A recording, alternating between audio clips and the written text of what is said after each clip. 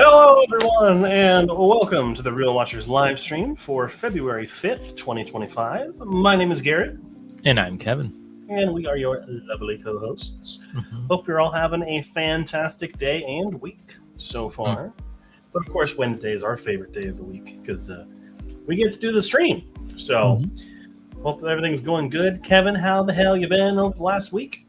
Good. A little tired, but didn't watch as many movies again this week because of school and such like that. But still, not too bad of a week.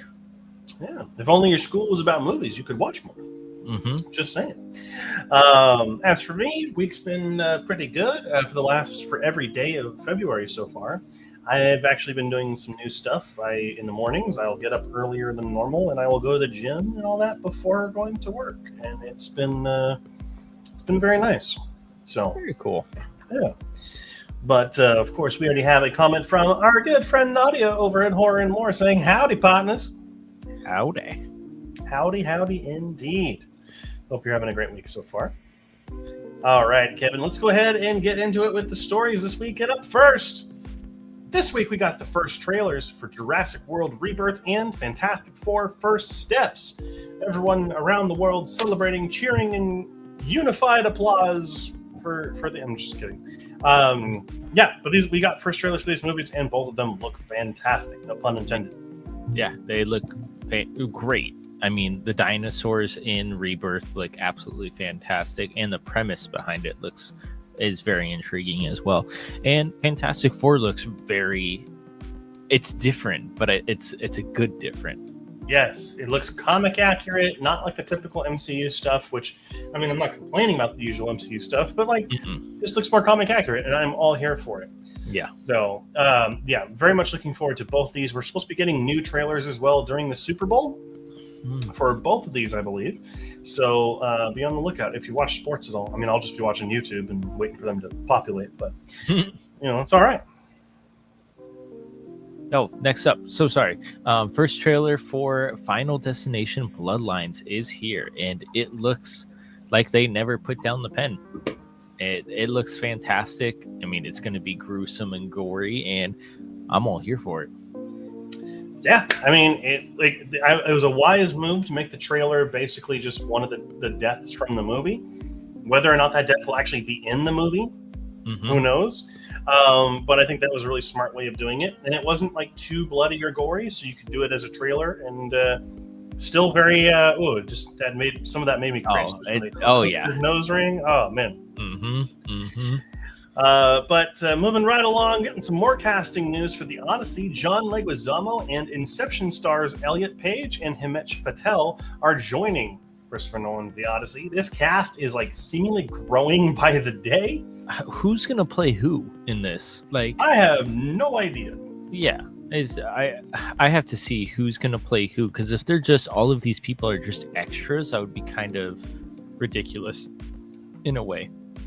Yeah, and I hope that the new cast members can hold up their own against everyone who's kind of returning, because we kind of have an idea of what people are like in Christopher Nolan movies and how he writes his characters. So yeah, very excited to see this. Yeah, we'll see. But next up, first reviews for Hard Eyes are positive. It earns a 93% on Rotten Tomatoes and a 59 on Metacritic. I mean, I don't think Metacritic likes horror movies that much. Am I correct on that? No, it's not that. It's that it's because of how stupid Rotten Tomatoes' system is. So Metacritic, what they do is they just average that. So the 59 is the average score from critics.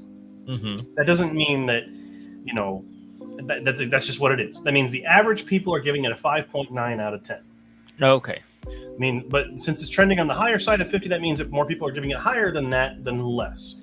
On Rotten Tomatoes, that 93% means that 93% of the critics gave it above a 60. So by that logic, they're saying that 93% of critics were positive about the movie. Oh, but that doesn't make sense, because it could be in the 70s or 60s, not 90s. Okay. That's why Rotten Tomatoes is super misleading, and I hate them as a website. Metacritic is usually the way to go for more accurate what critics think. And 59 for a slasher movie is not bad. Like, you know, Terrifier 3 had like a 70 or something, which is still very, very high for a horror movie. But like, so you see what I'm saying? Like, it is a high score given the genre that this movie is in. I was expecting it to be much lower. Yeah, me too. But likewise, the first reviews for The Monkey are super positive with a 91% on Rotten Tomatoes and a 75 on Metacritic. So it's mirroring about what Osgood got for Long Legs last year. Yep. So I am eager. That Monkey comes out next week. I am so fucking ready for that movie. Yeah, it looks really funny. Yeah, no, it's next week, I believe. But moving right along, Kevin. I'm moving right along. Scream 7 will feature the most brutal ghost face, says star Mason Gooding, and they added Mr. Matthew Lillard to the cast for us, the Scream King himself. Yes. I think they're really trying to hype up this movie since everyone who was worth so down anything left. But I'm always happy to see Matthew Lillard do more. So he's such a good actor too, no matter what he's in. Oh yeah. Next up, I'm actually pretty excited about this movie now. The plot and cast have been revealed for the Anaconda reboot. Obviously, we already knew that Jack Black and Paul Rudd were going to be a part of this movie. There's a Brazilian singer who I don't remember the name of. He's going to be a part of the movie as well. But Thandie Newton, Steve Zahn, and Daniela Melchior are among the bigger names that are joining the cast. Daniela Melchior is probably the least well-known of those names. She was in the Suicide Squad as Ratcatcher 2. Oh, yeah. So she's been joining the cast. But the plot has been revealed, and this, I am so excited. The reboot involves a group of friends facing midlife crises who are remaking their favorite movie from their youth. They head to the rainforest only to find themselves in a fight for their lives against natural disasters, giant snakes, and violent criminals. I love that idea. It's just so stupid that it's going to work. None of those movies were good. So the idea that they're like, yeah, these are just their favorite movie from their youth and they're redoing it is a super smart idea. Yeah. I love that.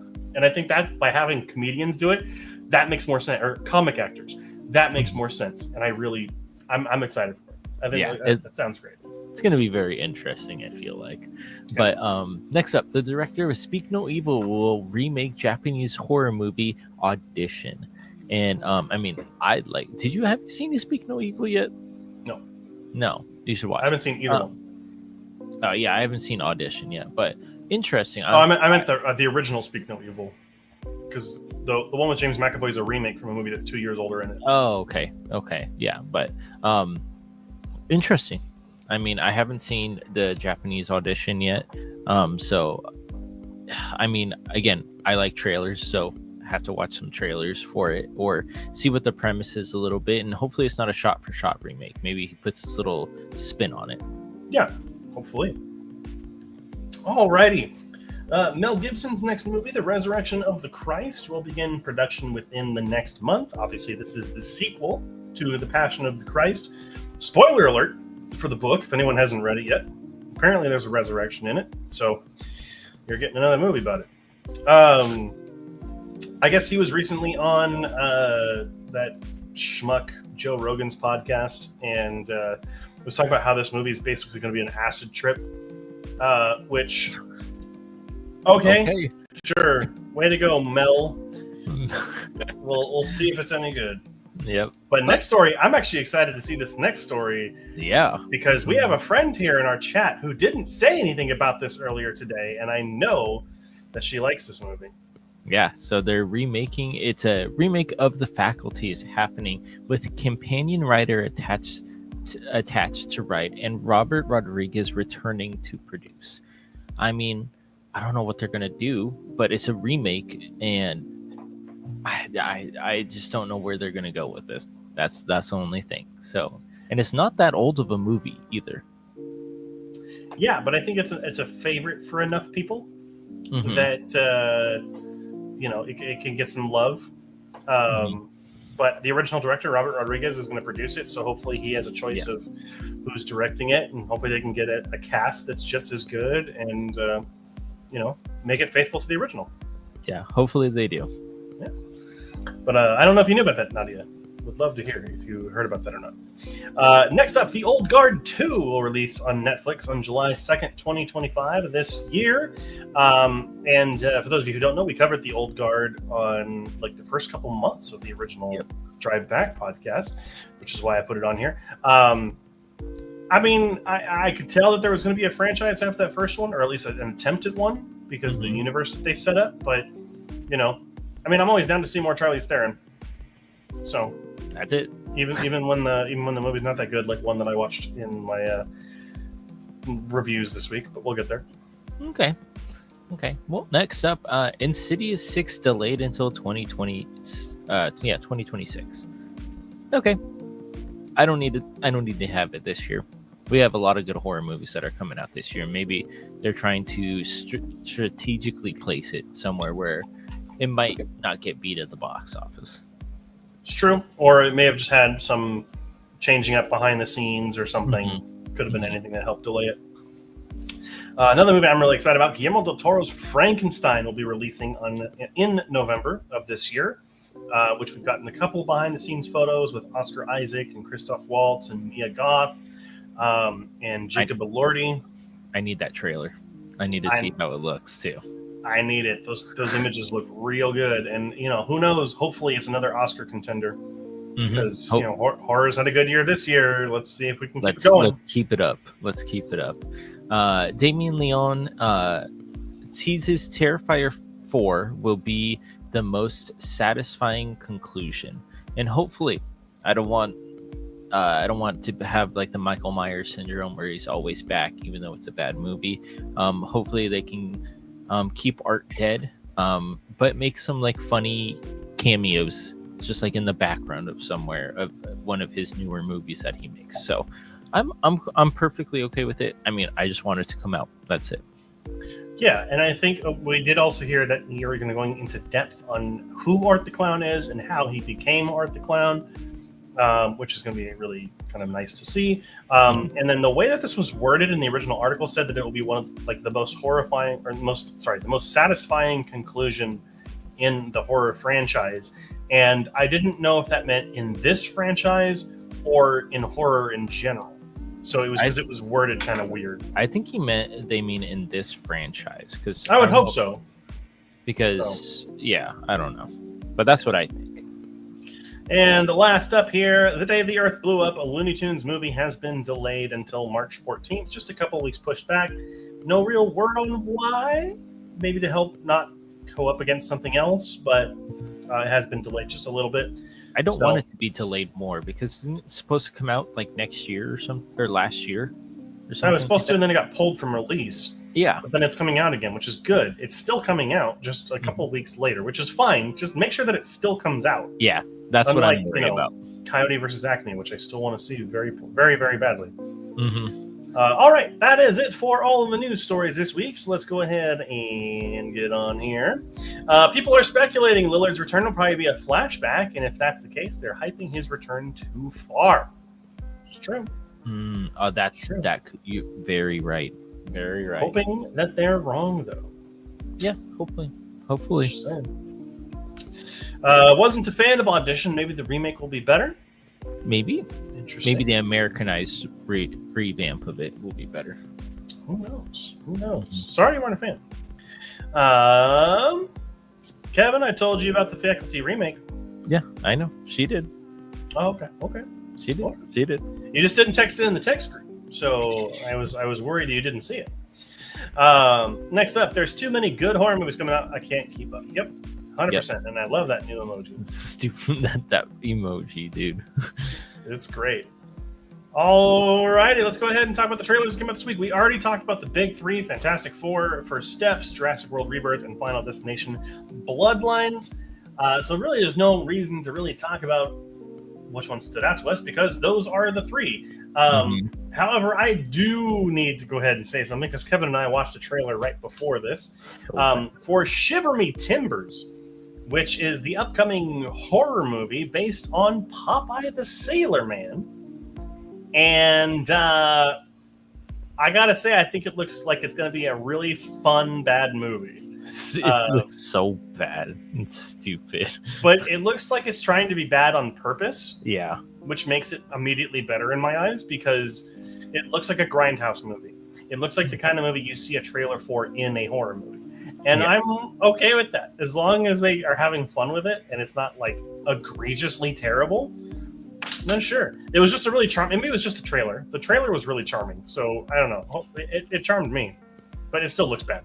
Okay. But that's really about it.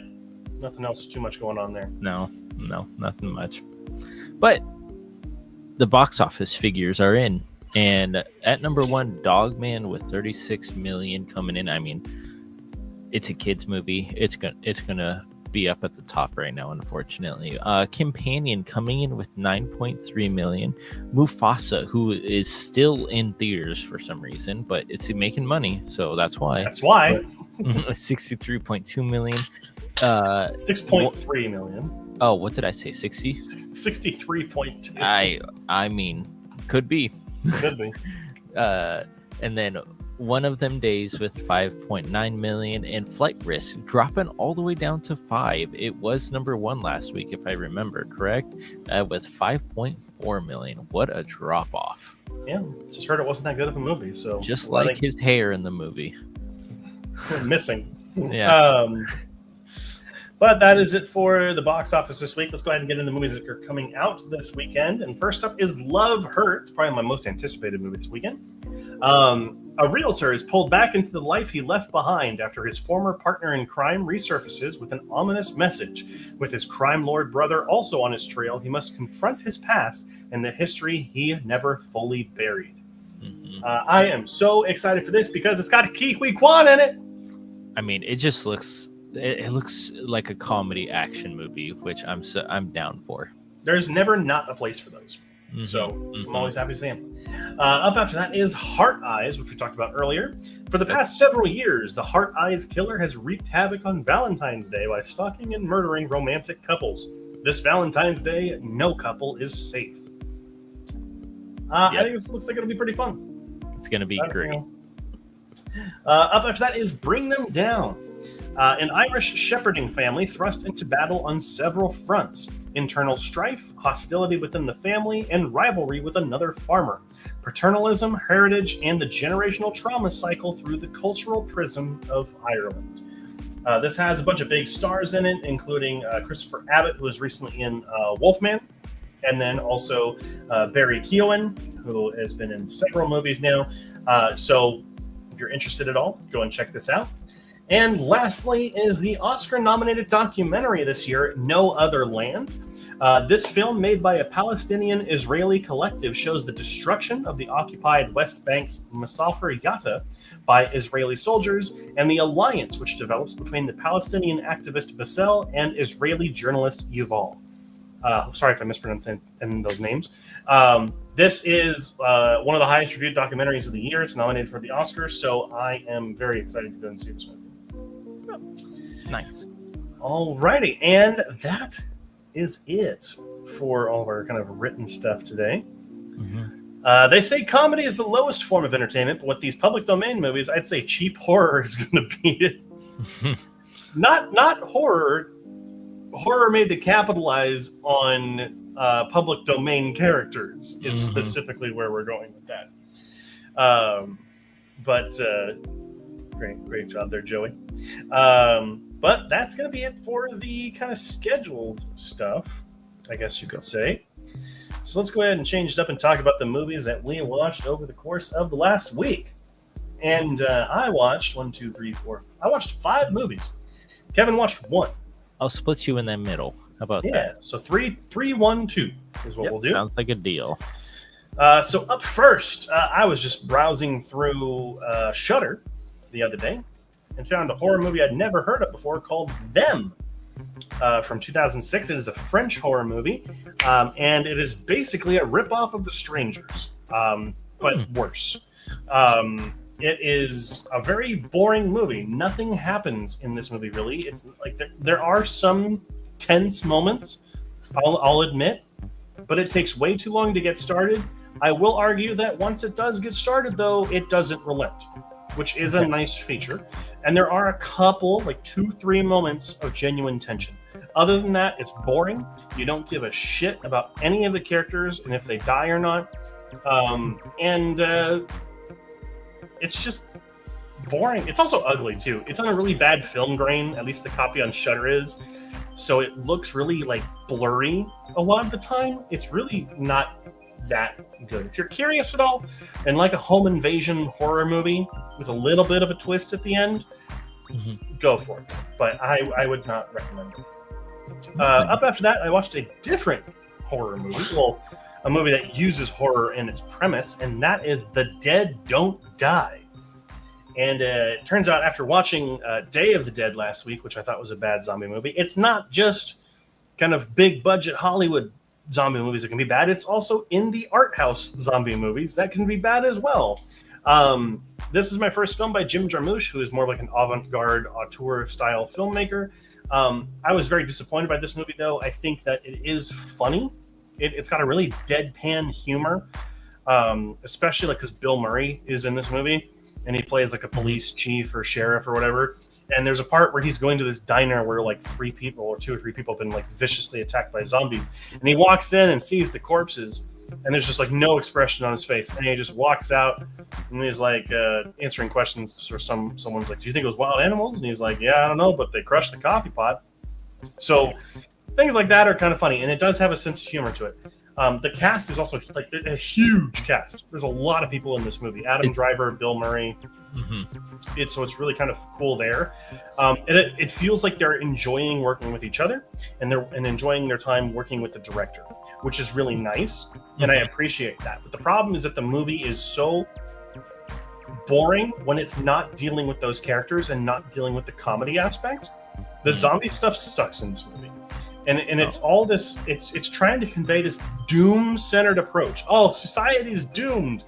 You know, a lot of people on Letterboxd made the joke that the director's basically doing the whole Joker thing and saying, we live in a society, right? It's just kind of dumb. The practical effects of the zombies are kind of cool, but I appreciate what it was trying to do, but it just was not that enjoyable of a movie, I would argue. Okay. Now, here's the big one.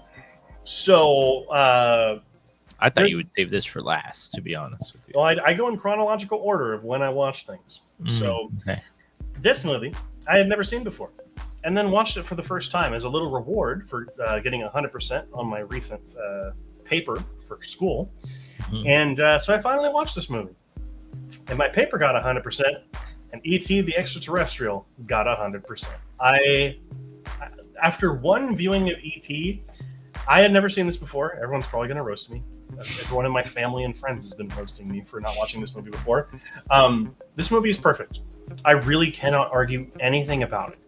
Like, it has so many deeper layered meanings of family and kind of like love, like, you know, and relationships between family members and friends. It's also got that wonder and that adventure that Spielberg is just so perfect at delivering.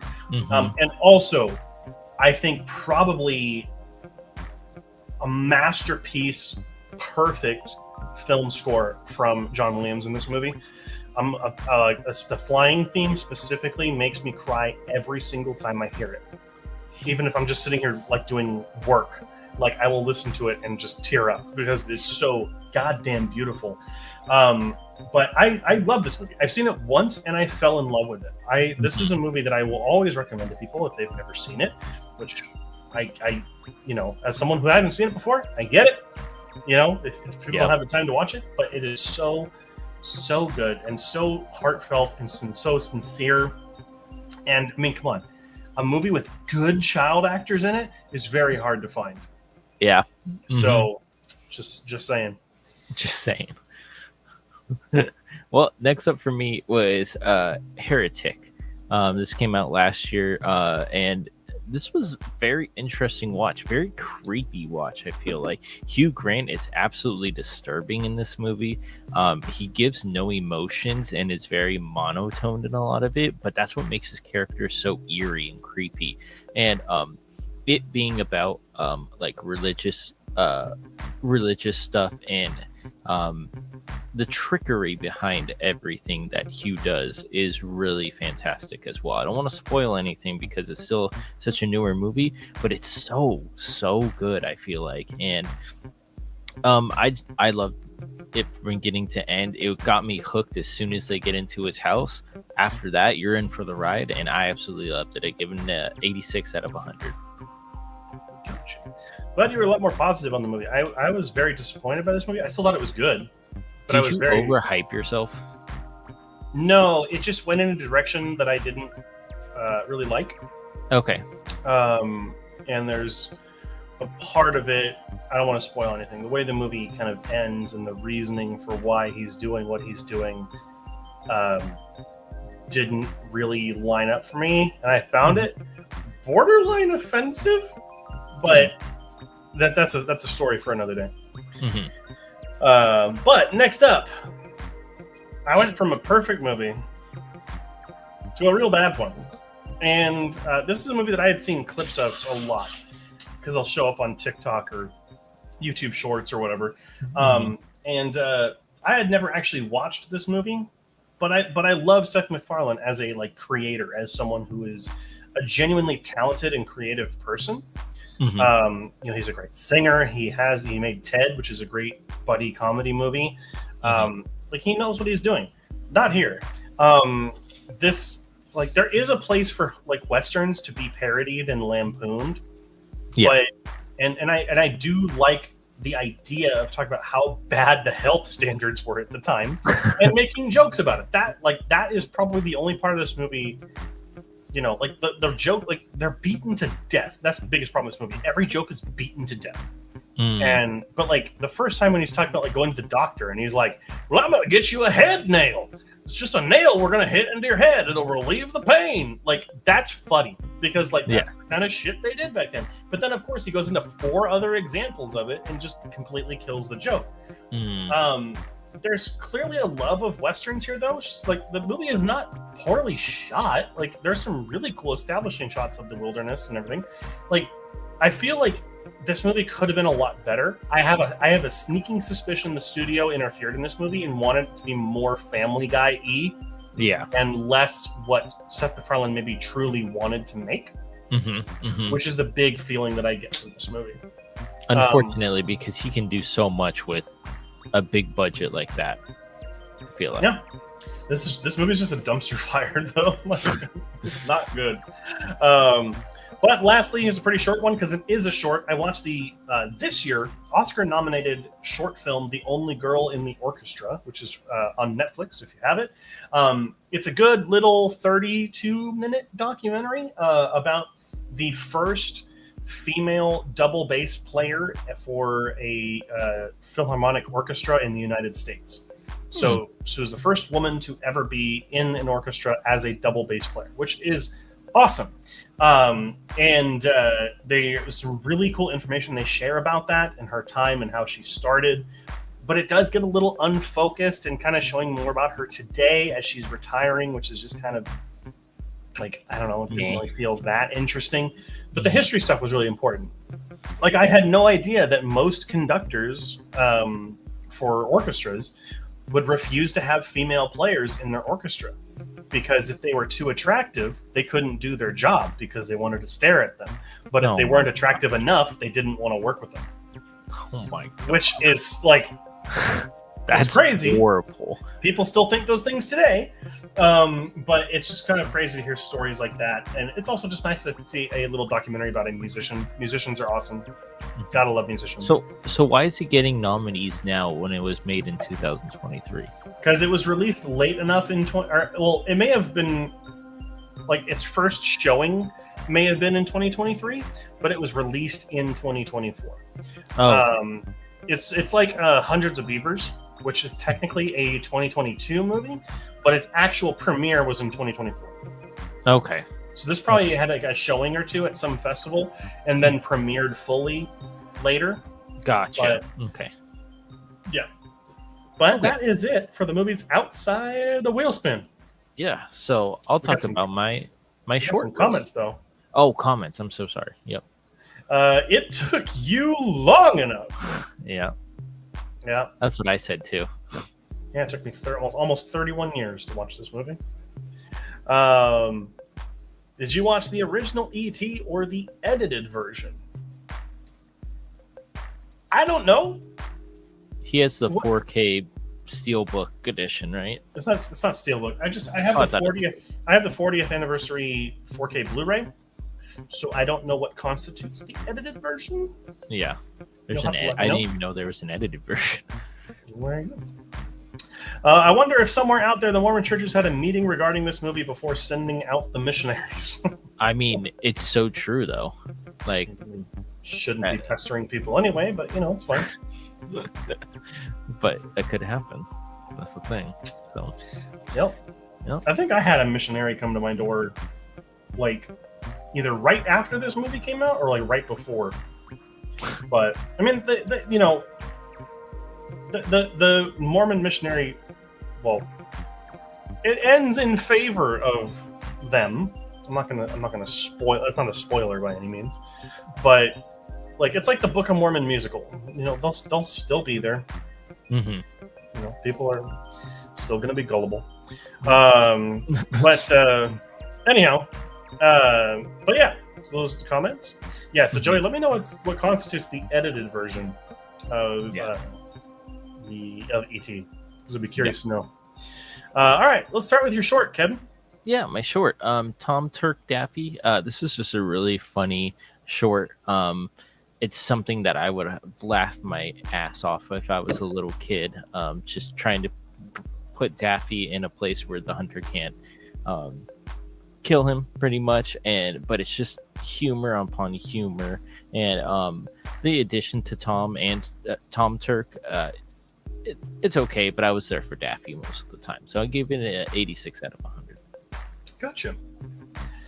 My short this week was Drafty Daffy, which is a short that I think I had actually seen before because I remember the draft board person that's in this movie. I don't know about that, or I wouldn't say that, or whatever he says. Really enjoyed the animation. This one, it looked really crisp and clean, which I really appreciated. And I like how it takes this character that most people love, Daffy Duck, and it makes him into essentially a villain into the eyes of the audiences of the 40s. Because I don't know if you know, but during the 1940s and Vietnam and all that, people who draft dodged were like imprisoned and like they were treated as bad people. Mm-hmm. So it's interesting to make one of your big characters a draft dodger, which I think was very interesting. Also, there's a part where Daffy Duck goes to hell in this movie, so that's fun.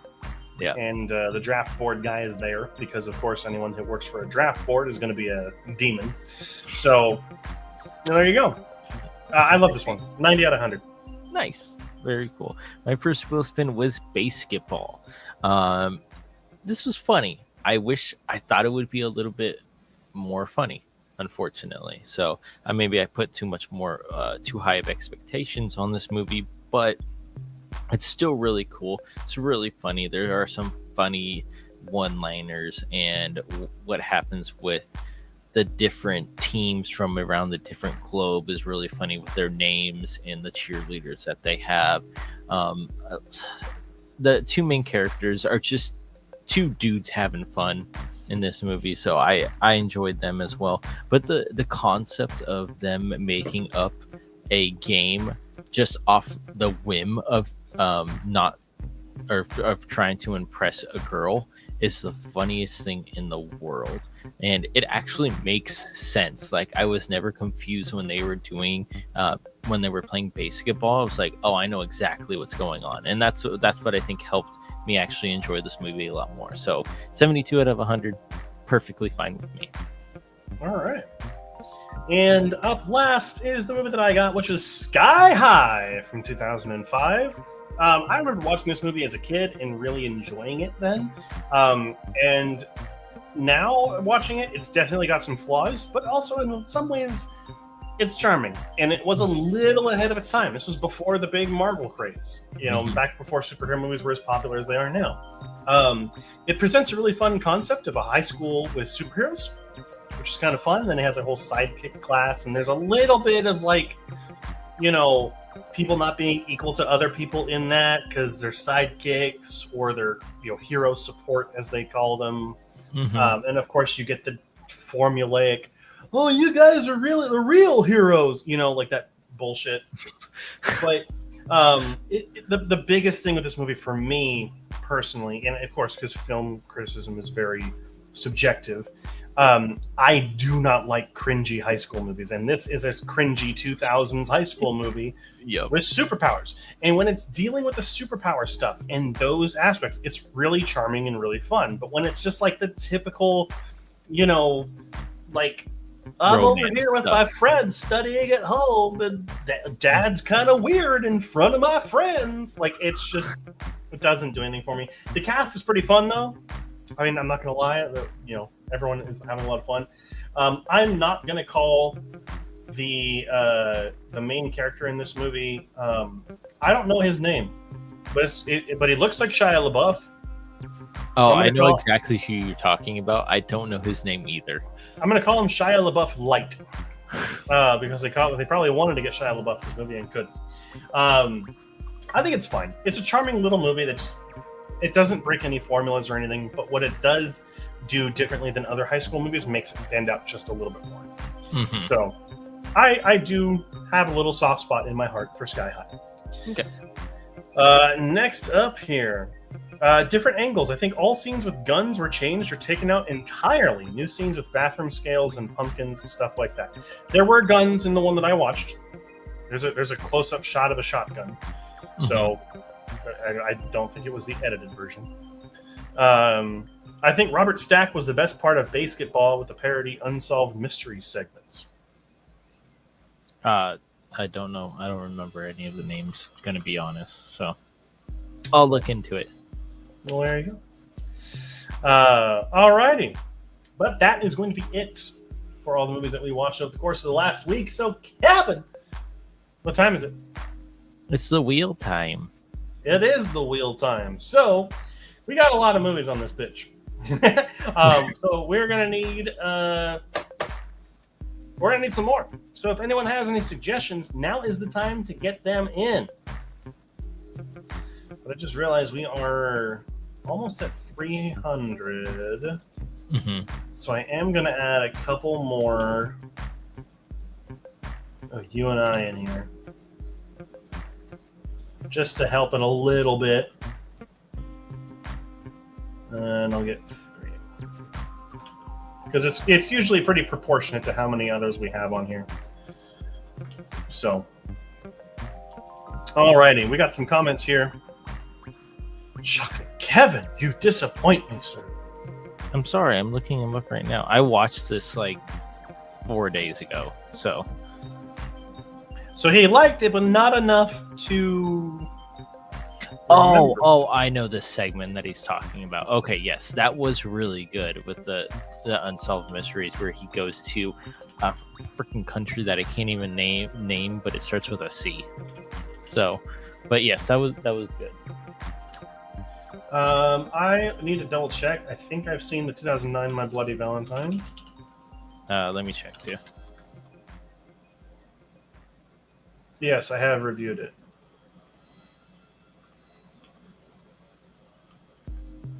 I actually gave that one a 58. I remember that one being somewhat enjoyable, actually. So that one's going to be a Kevin one, I believe. No, I don't think it is. Oh, I have My Bloody Valentine. I reviewed that one, the 1980, and the newer one. Oh, okay. So it's just me for the 1981, but Valentine from 2001. That'll be on there as well. And then, great stuff here from Joey. In the Heat of the Night is a movie I've been waiting to watch for a long time, so I am very much excited to watch that if I get it. And then First Blood from 1982. First Blood. That was the first Rambo movie, I believe. Oh. Alrighty. Any other suggestions? We'll go ahead and give it another minute, we'll say. Mm-hmm. So let's go ahead and see. What are you hoping to get this week, Kevin? I'm down for a Valentine's Day horror movie or It's a very specific kind of movie. I know, or a classic like The Big Lebowski. I'm seeing it here. I'm reading off of the things there, or like Silent Hill would be cool to watch. Stuff like that. I think that would be good. Alrighty. Yeah, I don't really know what I'm looking for this week. I've been pretty diligent about getting through all the movies that I own that I haven't seen yet. How's that going? I got 2 of them done this week. Okay. I got E.T., which I had never seen before, but I finally did. And then our movie club episode for Friday is a movie that I own that I haven't seen yet, which we'll talk about that at the end of the show. But was able to push that sucker up, you know. Well, it took a long time, a little bit, so. Yeah. And then tonight, I think I'm gonna watch Ghost in the Shell tonight. Oh, very cool. Which I've seen, but I haven't reviewed, so I want to rewatch it. That's not the one with ScarJo. This is the original animated one. Okay, that's what I thought. ScarJo is the one with the American version. It's the live action one. Live action, yeah. Okay. Alrighty, so let's go ahead and spin it, Kevin. Let's get you a short. Short. Whatever is it gonna be? Hopefully it lands on a short. Well, I got it for you. It's I saw which one is closest, and I was able to read it. You're getting Jerry's Cousin. Oh. All right. Is it going to be like Jerry Springer, but the cousin version of it? No, but Harry Springer. Oh, gee. All right. Well, we've lost Kevin. All right. I'm gonna go ahead and remove that from the list. Shuffle this bad boy up. And spin for my short. Spin, spin, spin. Spin, spin, spin.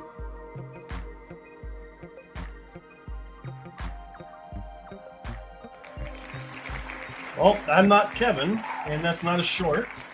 So it's the closest one is actually the big something, the big snit, which I have no idea what that means. But excited to check it out regardless. Let me just make sure that one. There hasn't been an issue with shorts being on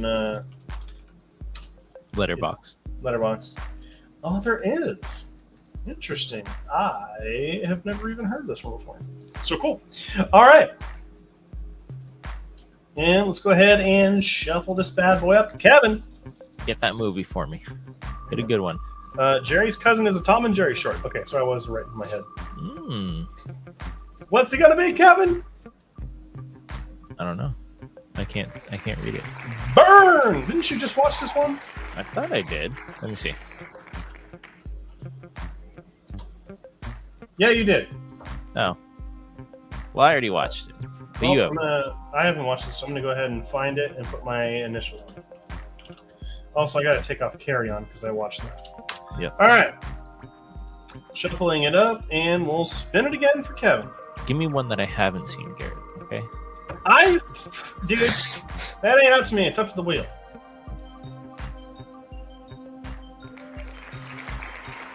I'm not doing that doesn't one. work. It's just because I added a couple more. It's just like we want to give it to you. Yeah, but it's the wrong person first. Yeah, I mean the wheel sometimes just doesn't know. Mm-hmm. Arthur the King. What is this one? Oh, it's the sport movie with the dog movie. Okay. Yeah. Oh, it's gonna be sad. I hate this movie already. Well, who knows? It could be good. No. It's based on a true story. I don't think it's going to be that sad. It's going to be sad. Well, whatever. All right. Spinning it up for me. Let's see what I get. I don't know what I want. Give me something good. That is a Kevin movie. I thought it was going to be Secret Life of Pets when it was spinning, and I was like, I haven't seen that one. And then, no, it's Secret Life of Walter Mitty. Walter Mitty. Horror of Dracula, 1958. This is, it's just called Dracula from 1958. Oh, interesting. It's one with Christopher Lee as the titular character. Cool. Not available on anything. I will have to rent it, but that's okay. Yeah. No, yeah, I'm super down. I love watching the classic monster movies and such. So, all right. Well, Cool. now we'll go ahead and remove that off the list. Who picked that? Don't know. Could be anyone. It's a magical mystery wheel. Might Who knows? be the person who's not in here, Matthew. Could have been. Alrighty. But that is going to be it for the wheel spin this week. So Kevin has got the short Jerry's Cousin and the film Arthur the King. 2 names in his wheels today. And then my wheel spins included The Big Snit, which I still don't know what that means, and Dracula from 1958 with Christopher Lee. Very excited to watch that movie. And that's going to be it for the wheel spin this week. So super excited for both of us. Of course, this is the end of our show, which is unfortunate. We have to say goodbye, but we love seeing each and every one of you. Lee did a bunch of Dracula movies in the Hammer series. Gotcha. All right. Well, hopefully this will get me into. He was hammered. Who knows? Probably. I mean, I wish I was. But I'm just kidding. But of course, we have our live stream, the one that you're currently watching, which goes live every single Wednesday at 7 p.m. Pacific Standard Time. And of course, our show, Movie Club, which goes live every Friday at 4 a.m. Pacific Standard Time. And this week, we got a doozy. We're covering Michael Mann's Heat, the bank robbing. Oh, and there went Kevin. So I'm on my own now. I don't know where Kevin went. There he is. I don't know what happened to Kevin. He hit the wrong button or something. But anyhow, we're covering Heat, which comes out this Friday at 4 a.m. Pacific Standard Time. And that's going to be about it. So thank you all so much for watching. And of course, until next time, make sure to keep those eyes on the screen. Don't leave me on.